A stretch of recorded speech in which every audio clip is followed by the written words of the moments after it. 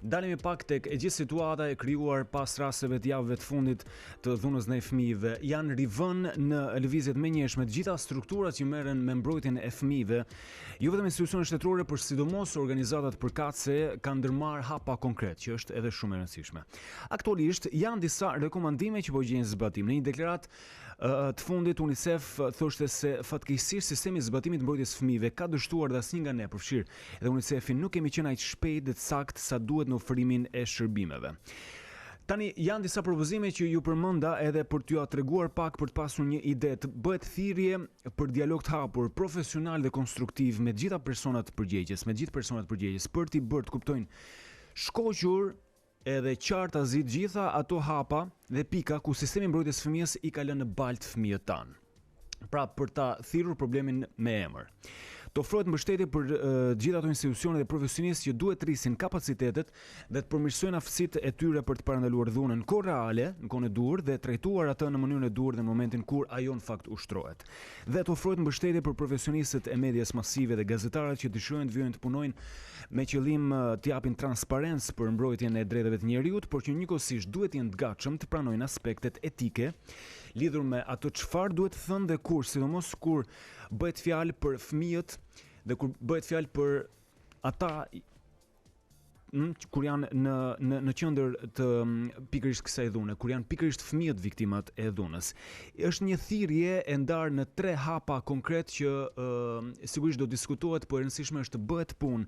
Edhe sa më shumë diskutohet, aq më shumë kuptohet se ku ngec e gjithë kjo dëshirë e mirë për të qëndruar gjithmonë në mbrojtje të fëmijëve, që është kategoria e rrezikuar më së fundmi. Edhe situatat e këtyre muajve e kanë treguar më së miri këtë gjë. Ne diskutojmë sot në program me specialistën e mbrojtjes fëmijëve pranë UNICEF-it, që është Ina Verzivolli, ka mbritur në studio. Ina, mirëmëngjes, mirë se vjen. Mirëmëngjes, Ina, mirë se na erdhe në studio. Tani e nisim me një herë edhe drejt për së drejti në temë, pasi sigurisht që ky është një diskutim që tashmë ka marrë vëmendje dhe ka shqetësuar shumë kënd mbar Shqipërinë, dhe është e çuditshme, madje nuk kuptohet si është e mundur që në vitin 2020 të kemi të tilla raste të tmerrshme të dhunës seksuale, dhe jo vetëm ndaj fëmijëve. Fëmijë prej vitesh të abuzuar, raste të cilëve bëhen publik vetëm kur tashmë është shumë vonë dhe ngjarja ka ndodhur, ka kaluar. Keni për ju një analizë UNICEF? Po, s'pari ju falenderoj që keni zgjedhur këtë temë. Mendoj që çdo moment që ne flasim dhe ngrem vëmendjen mbi këtë temë është shumë i rëndësishëm, dhe një nga arsyet ndoshta pse jemi akoma këtu në 2020 dhe pse vazhdojmë të marrim vesh ngjarje të tilla kur abuzimi ka shkuar shumë larg, është përsëritur për shumë kohë, ka patur efekte shumë të mëdha ndaj fëmijëve, është fakti se çdo herë që ndodh një abuzim me fëmijë trajtohet si një episod i izoluar. Vëmendja ndoshta zgjat për 3-4 ditë, aq sa ndodh diçka tjetër dhe vëmendja kalon diku tjetër. Ne shpresojmë si UNICEF që këtë herë të jetë ndryshe, ne të reflektojmë dhe prandaj kemi bërë thirrje në fakt për një proces reflektimi dhe diskutimi me të gjithë aktorët e prekur nga kjo situatë dhe gjithë aktorët përgjegjës, në mënyrë që ne të mos e harrojmë pak kohë mbasi ndodh epizodi dhe të rikujtohemi mbas 6 muajsh apo një viti kur të ndodh epizodi i radhës. Dhe në fakt, siç e thatë dhe ju, është një problem i cili ka rrënjët në shumë nivele. Fillon që nga vlerat e shoqërisë, në përgjithësi tek familja, tek institucionet përgjegjëse, shkolla, njësitë e mbrojtjes së fëmijëve, shërbimet sociale, policia, drejtësia, dhe në fakt shkon dhe deri tek mediat. Në fakt ka patur një zinxhir problematikash që ne kemi analizuar që janë në shumë nga këto nivele, pra, dhe që nga vetja jonë, që nga UNICEF-i ne kemi bërë një reflektim.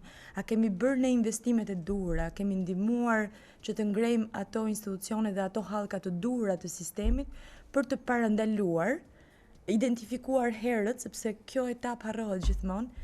Sa më herët identifikohet, aq më mirë është. Pra aty ku nuk parandalojmë, mirë është të ndërhyjmë pa shkuar ngjarje shumë vonë. Çfarë e bën kaq të vështirë të gjithë këtë situatë në të gjithë këto vite, me pafund organizata në mbrojtje të fëmijëve, me pafund individ që mundohen që të punojnë edhe të japin mbështetjen e tyre, monitorimin dhe patjen nën kujdes të një infrastrukture që në një perceptim të jashtëm mund të duket si krejtësisht i kollajshëm kur mendon se sa institucione që kujdesen për fëmijët jetim apo sa institucione që kanë drejt për së drejti lidhje me rritjen, edukimin dhe shëndetin e fëmijëve kanë në të gjithë vendin, jo vetëm në Tiranë.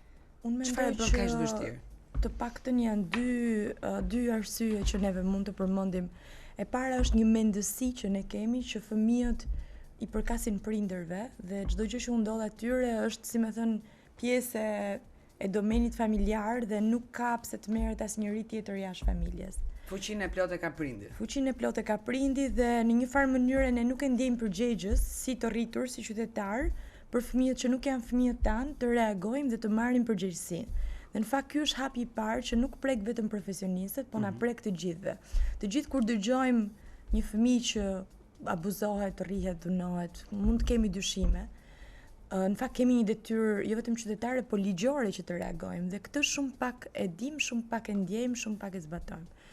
Dhe së dyti kjo shtrihet pastaj tek profesionistët. Në fakt profesionistët, që do të thotë ata që kanë direkt kontakt me fëmijët, mjeku i familjes, pediatri, psikologu i shkollës, mësuesi mbi të gjitha që është me fëmijën çdo ditë, po dhe deri tek profesionet mbështetëse siç janë roja e shkollës, roja e institucionit, kanë një detyrë në fakt profesionale, ligjore, për të cilën mund edhe të ndëshkohen, nëse nuk reagojnë kur kanë vetëm qoftë dyshimin që ka ndodhur një abuzim ndaj fëmijës. Dhe këtu mendojmë ne që ka shumë punë për të bërë, pra për ta bërë këtë detyrim ligjor, që Shqipëria ka marrë konventat ndërkombëtare, i ka ratifikuar në ligjet kombëtare, por ka ende shumë punë për ta bërë këtë efektive, pra që me të vërtet profesionistët ta ndjejnë si pjesë thelbësore, jo një opsion i punës së tyre, për të reaguar dhe ata për që të se ndjejnë raportuar. të paktën të kenë efektin e ligjit që në një farë mënyrë i detyron edhe mund t'i bëjë edhe që të kenë frikë në rastin që skren. Absolutisht. Po pa arritur aty, ndoshta së pari duhet një herë të ngrem kapacitetet, pra që ata ta kuptojnë, ta dinë, t'u japim instrumentat e dur, dhe sigurisht monitorimi dhe mbajtja para përgjegjësisë nëse ky detyrim ligjor nuk ndodh. Çfarë masash konkrete duhen marr? Ju keni dalë edhe me një letër përbashkët, UNICEF-i bashkë me 14 organizata tjera, edhe është kjo analiza që bëhet hallk pas hallke me aktorët që janë përfshirë në këtë situatë. E para si mund të arrihet rezultat në një kohë sa më të shkurtër, sepse je në garë kundër kohës me dëshirën dhe synimin dhe qëllimin që rastet e muajve të fundit mos përsërihen më sepse janë të tmeshme. Po çfarë masash konkrete duhen marrë? Mund të merren? Janë shumë në fakt, po unë ndoshta të ndaloj vetëm tek ato më të rëndësishmet. Ne kemi kërkuar që në mënyrë urgjente organet më të larta të qeverisë shqiptare që koordinojnë dhe kanë përgjegjësi për të marrë me mbrojtjen e fëmijëve në fakt edhe nga abuzimet seksuale, të mblidhen menjëherë dhe kemi sugjeruar dhe ngritjen e një komiteti të posaçëm koordinimi në nivel teknik, pra ku shëndetësia, arsimi, mbrojtja sociale, mbrojtja e fëmijëve, rendi, drejtësia të ulen bashkë dhe të koordinojmë këtë punë që pikërisht tham, sepse ajo që është e rëndësishme për të kuptuar është që një rast i tillë, pra një situatë ku fëmia është në rrezik të abuzohet seksualisht, po dhe të abuzohet në forma të tjera, ka nevojë që mësuesi të flasim me punonjësin social i cili po merret me familjen, të flasim me oficerin e policisë i cili mund të ketë pasur gjë indicjes që në atë familje mund të ketë dhunë apo mund të ketë abuzim apo fëmia mund të jetë rrezikuar më gjerë. Të flasim më pak edhe me punonjësin e mbrojtjes së fëmijëve i cili ka për detyrë të ndjekë rastin. Pra nëse secili e mban për vete dhe këto hallka nuk flasin me njëri tjetrin, dhe ndoshta njëri nga këta mund të ketë patur indicje, po nuk janë ulur asnjëherë bashkë që të koordinojnë veprimet, kjo mbrojtje nuk ka për të ndodhur. Pra ne mendojmë që kjo është një nga zgjidhjet kryesore që duhet të ndodhi. A nuk mendoni që duhet të ketë edhe disa zgjidhje të tjera që në këtë situatë emergjencë, ashtu siç ju e keni quajtur 14 organizata bashkë me UNICEF që sigurisht rast pas rasti besoj që jeni shqetësuar edhe më në fund tashmë vendoset që të keni një reagim direkt, po çfarë ka çaluar deri tani me të gjitha rastet e abuzimit që janë bërë publike, se ka çaluar pikërisht komunikimi. Do me thënë individet e kanë marrë informacionin dhe askush nuk ka reaguar më tej, duke konsideruar institucionet arsimore, institucionet policore, që do të thotë duhet të bërë ndoshta diçka tjetër që këta individ të ndjejnë detyrimin, se deri tani në ndërgjegje nuk e kanë patur për të komunikuar. Po, dhe pikërisht Qoftë edhe për këtë- profesionalisht. Jam shumë dakord dhe pikërisht për këtë arsye ne në fakt kemi kërkuar që të mblidhen organet e nivelit më të lartë, qoftë edhe Këshilli Kombëtar për Mbrojtjen e Fëmijëve, i cili është një organ ligjor ku pjesë janë gjithë institucionet më të larta, gjithë ministrat e linjës, avokati i popullit dhe një pjesë e organizatave që merren me këtë në këtë drejtim. Ne kemi folur edhe në fakt me Parlamentin e Shqipërisë dhe një lajm shumë i mirë që Parlamenti shumë shpejt mbasi ne komunikuam nxorën edhe një rezolut për mbrojtjen e fëmijëve, ku në fakt i bëhet thirrje për veprime konkrete. Unë thash që veprimet janë shumë dhe në fakt adresimi i faktit që këta persona duhen mbajtur përgjegjës, duhen çuar para përgjegjësisë, është një nga hapat kryesore që dhe në rezolutën e Parlamentit është kërkuar pra që institucionet përgjegjëse të marrin ato veprimet e duhura. Një aspekt i rëndësishëm të cilin ne folëm në fillim është edhe ndryshimi pikërisht i kësaj mendësie, i këtyre vlerave shoqërore që tolerojnë dhunën ndaj fëmijëve. Pra ne duhet të arrijmë dhe këtu nuk është vetëm në fakt një rol i institucioneve publike, këtu është një rol i të gjithë qelizave të shoqërisë dhe në fakt emisione si ky media ka një rol shumë të rëndësishëm për të luajtur dhe ndoshta mund të ndalojmë tek media si një nga aktorët kryesorë të zgjidhjes, po ndonjëherë edhe pjesë e problemit. Pra të gjitha këto hallka duhen dhe kur e shikon problemin kështu duket shumë i madh dhe ndonjëherë dhe ndoshta kjo mund të jetë arsyeja pse deri tani nuk është bërë mjaftueshëm se ti thua ok duhen zgjidhur të gjitha këto dhe Jo, unë mendoj që derisa të evidentohen gjithë problemet kur nuk do të ketë një zgjidhje. Dhe probleme madomendja në këto 20 vite dhe sidomos vitet e fundit kur rastet kanë qenë të tmerrshme, skandaloze me përfshirjen rasti i Adrianës që u bë publik në dua të bëj të lumtur, implikonte drejt për së drejti 7 institucione. Absolutisht. Dhe në fakt ne si UNICEF kemi nisur informacioni nga këto 7 institucione në 10 vite abuzim është e tmerrshme që kur nuk i paska shkuar kërkujt në vesh. Sidomos kur dëgjojmë për përfshirjen e komitetit që është posaçëm, që do na shpjegosh pak edhe çfarë kompetencash duhet të ketë fiks. Dhe kam përshtypjen do anojmë paksa nga ana ligjore, sepse nuk mund të ngelemi në nivelin e foli psikologu, kuptoj psikologu, foli psikologu, komunikoj me hallkat e tjera, prindër, mësues edhe të tjerë. Dyshon dhe diçka roje e shkollës, sepse shpesh rastet për fat keq na kanë treguar që vetë këto persona kanë qenë të përfshirë dhe kanë qenë shkaktarët e gjithë kësaj situate. Tek ana ligjore, ju keni qenë vetë në Ministrinë e Mbrojtjes Sociale, edhe çfarë nuk ka funksionuar që atëherë në gjithë të politikën për mbrojtjen e fëmijëve, dhe duke folur konkretisht. Në fakt, për të përgjigjur pjesës së parë të pyetjes, një komitet i tillë ndër ministror dhe ndër sektorial duhet kishte përgjegjësinë të paktën në pikëvështrimin ton, po sigurisht kjo do duhet diskutohet.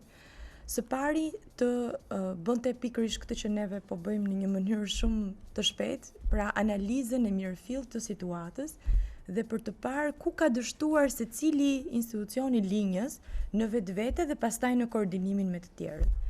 Dhe për të marrë një plan masash urgjente, qoftë në afat shkurtër, po dhe në afat gjatë, pasi në fakt zgjidhja nuk mund të jetë gjithmonë me aksione afat shkurtra, po duhet ketë një vizion pak më afat gjatë se si të reformohet i gjithë sistemi mbrojtjes së fëmijëve. Pjesa ligjore është gjithmonë pjesa më e lehtë për të bërë.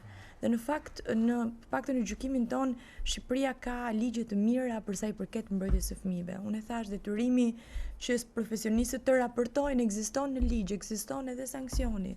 Po kjo duhet vihet në zbatim. Dhe në fakt në pikëvështrimin ton, ky komitet duhet merret posaçërisht dhe kryesisht me zbatimin e detyrimeve ligjore që ekzistojnë dhe sigurisht nëse konstatojnë që mungojnë apo ka mangësi ligjore specifike, patjetër që mund të marrë dhe masa, mund të ketë edhe tagrin, siç e kanë gjitha ministritë e linjës, pra dhe këto institut dhe ky komitet do përfaqësonte këto ministri, që të propozonte përmbushjen e tyre hendeshjeve ligjore të mundshme. Për shembull, një hendek ligjor që ne kemi evidentuar gjatë që lidhet dhe me rastet që kemi parë, jo me të gjitha, po me disa, është edhe pjesa se si trajtohet pjesa e materialeve të abuzimit me fëmijë që më pas qarkullojnë online. Pra ne jetojmë në një botë ku çfarëdo lloj gjëje që ndodh në jetën reale tashmë kalon edhe në botën virtuale. Dhe këto e pamën edhe në rastin e abuzimit me fëmijët, jo vetëm ky i fundit, po dhe vjet ka ndodhur një rast i ngjashëm në Kavaj ku fëmijët në fakt abuzohen nën kërcënimin e shpërndarjes publike të këtyre materialeve, që gjithsesi e gjejnë rrugën për të shpërndarë në rrjetet sociale dhe kjo është dhe pjesë e riviktimizimit të fëmijës.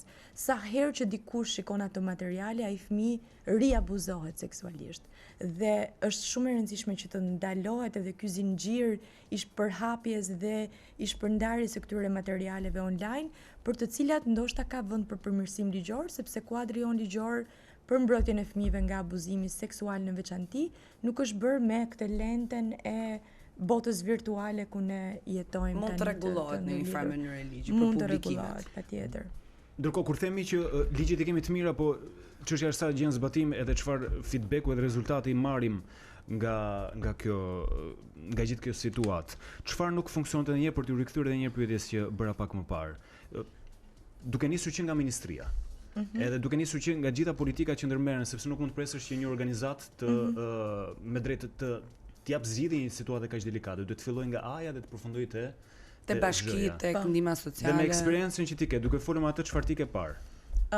Patjetër, ndoshta për ta bërë pak më konkrete si diskutim që dhe të kuptohemi dhe me publikun, një shembull që mund t'i japin janë Shqipëria ka një praktik dhe një model të mirë që është ai i njësive të mbrojtjes së fëmijëve, që në fakt shumë pak vende e kanë, që në nivel vendor ne kemi një punonjës ose disa, po në praktik një është i cili merret posaçërisht me çështjet e mbrojtjes së fëmijëve dhe ka përgjegjësinë kryesore. Duhet ta ketë çdo bashki dhe këtu qëndron pastaj problemi. Pra ligjërisht duhet të ketë një punonjës të mbrojtjes së fëmijëve aty ku ka të paktën 3000 fëmijë, pra në njësi administrative flasim, jo bashki. Pra një bashki duhet të ketë shumë më tepër sepse ka shumë më tepër njësi administrative. Për shembull Tirana është nga shembujt e mirë sepse ka mos flas ndoshta gabim, po ndoshta 27 punonjës të mbrojtjes së fëmijëve plus minus. Duhet të ketë 26 edhe heqim atë.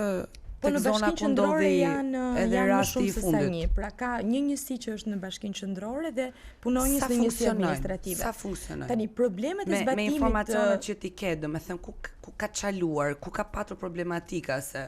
Po, me informacionet që un kam, po që në fakt janë publike sepse këto janë dhe raportet zyrtare të Ministrisë dhe të Agjencisë së Mbrojtjes së Fëmijëve. Një pjesë e këtyre punonjësve së pari nuk kanë profilin e duhur. Pra nuk janë punonjës social dhe nuk e kanë formimin për të marrë me menaxhimin e rasteve të mbrojtjes së fëmijëve që duhet të kenë. Së dyti, jo të gjitha bashkitë kanë punonjës të dedikuar. Pra në shumë bashki këta punonjës kryejnë shumë funksione të tjera dhe u vihet edhe kjo kapele. Dhe një problem tjetër që ato hasin është edhe nëse punonjësi është i profilit, edhe nëse ai është i dedikuar dhe i përkushtuar ndaj punës, shpesh herë e prorët, supervizorët e punonjësit nuk e kuptojnë rolin dhe rëndësinë dhe ndonjëherë bëhen pengesë që ata të ushtrojnë funksionin në mënyrën e dur. Buxhetet mungojnë.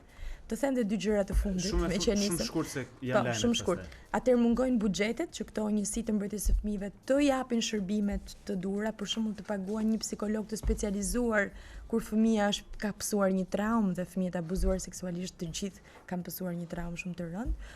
Dhe mungojnë dhe shërbimet specifike në territor, për shembull shërbimet e emergjencës, pra nëse një fëmijë ndodhet i rrezikuar në mes të natës, ka nevojë që të ketë një skuadër gatishmërie dhe të gjitha këto që po them janë në ligj që të ndërhyjë. Nuk mjafton policia? Ne jemi vetëm në aspektin e të zbuluarit të rasteve që janë të fshehura dhe tani që flasim kushtet çfarë gjërash ndodhin dhe unë nuk e kuptoj fare këtë pjesën, pas kemi kohë se nuk e diskutojmë dot tani. Nuk e kuptoj pjesën psikologët e shkollave kanë bërë thjesht hyrje në psikologjia, domethënë nuk janë të specializuar për të trajtuar fëmijët dhe për të evidentuar gjitha rastet. Mos fjalëm psikologëve se të gjitha rastet që janë bërë publike në media kanë patur psikolog vullnetar që i kanë ndjekur nga A-ja deri te Z-ja. Po mbasi kanë ndodhur, po të paktën edhe Adriana kishte gjetur vetë një psikologe. Kështu që vetëm një rast. Vetëm një rast diskutojmë për rastet që flen. Rastet e këta ti identifikojnë një herë, pastaj shkojnë te psikologu. Rastet që nuk xhirohen në video. Është që si identifikojnë. Ajo që ke ngritur ti është pikërisht një nga pikat e dobta të sistemit. Duhet një shërbim i specializuar për fëmijët e abuzuar seksualisht dhe ne jemi në diskutime me ministrinë. Pas abuzimit, ne po mendojmë ti shpëtojmë nga abuzimi. Duhet të ndajmë të dyja, po për ato që ndodhin duhet ketë dhe shërbime mbasi ndodhin se ata fëmijë kanë nevojë për të rehabilituar. Sigurisht, Shpresojmë që të bëhet më mirë. ne të falenderojmë Ina çdo që ishe gjë. këtë mëngjes me ne. Faleminderit Ditë shumë mbar.